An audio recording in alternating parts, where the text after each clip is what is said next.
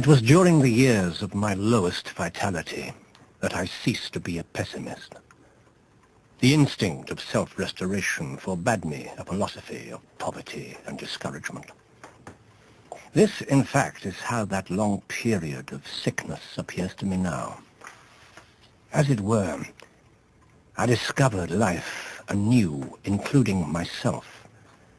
I turned my will to health, to life, into a philosophy, into the will to power. He says somewhere that you yourselves are this will to power. And I think Nietzsche thought that ultimately the task was one of self-mastery, that is, of acquiring a certain kind of self-knowledge that would not be merely intellectual or abstract, because for Nietzsche all knowledge is ultimately rooted in the body. So for him, self-mastery involves acquiring as much knowledge as is possible about the human body, about your body, about its physiology, about its psychology. He felt that one of the great influences of Christianity was to banish the body from culture. He suggested that perhaps the whole of Western philosophy has been a misunderstanding of the body. And his view was that our physical nature and our psychological nature has ultimate bearing on the way we think. And the phrase the will to power, die Wille zur Macht in German, I think can be read in terms of this idea of self-making. And what we might see as part of his legacy in the 20th century is the institutionalizing of self-making as therapy. And I think that that's a pioneering aspect of his work, and it leads on to Freud. I mean, arguably, without Nietzsche, there wouldn't be Freud.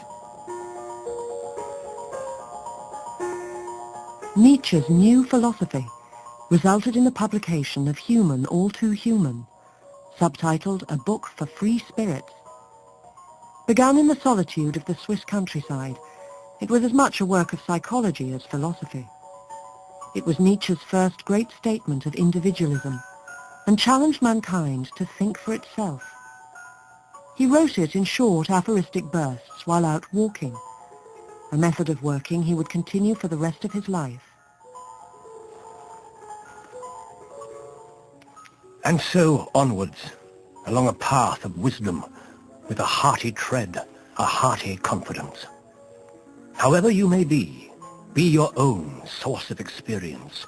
Throw off your discontent about your nature. Forgive yourself, your own self.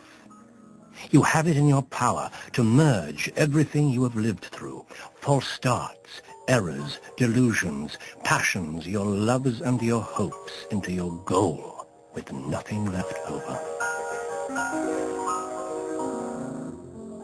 He had freed himself from the fetters of ancient traditions and of opinions which were not his.